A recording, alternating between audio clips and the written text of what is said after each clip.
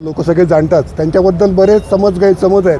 पण हा माणूस मला आवडला. यांनी आल्याबरोबर म्हटलं की हे जे मंदिर आहे इथली जी पॉझिटिव्ह ऊर्जा आहे ती मला इथे याचं आकर्षण वाटतं आहे आणि त्यामुळे तो कार्यक्रम होईल तो इथेच होईल. पण आम्ही रामरक्षा पठण जे आहे ते बाहेर घेऊ. मी त्याला म्हटलं की जर रामरक्षा रामापुढे नाही म्हटली तर इथे म्हणून उपयोग काय. त्यामुळे आम्ही आता हिनी म्हटलं की चौकात कार्यक्रम घेऊ.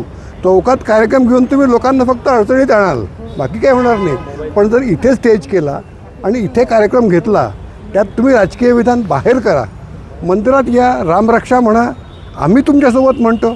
आत्ताही ते आले त्यांचा आणि म्हटलं तुम्ही आत्ता मला 15 मिनटं दिले, जास्ती वेळ दिला असता तर आम्ही सत्कार केला असता म्हटलं.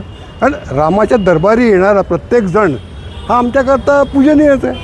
त्याच्यामुळे म्हटलं जेव्हा उद्धवजी येतील, आदित्य येतो आहे, तर यांचा मंदिराकडनं आम्ही सत्कार करू.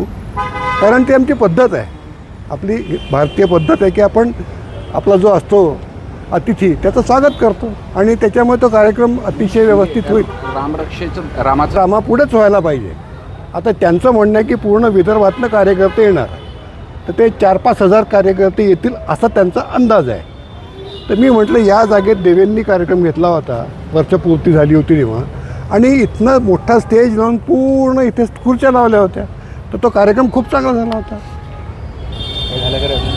ठीक आहे.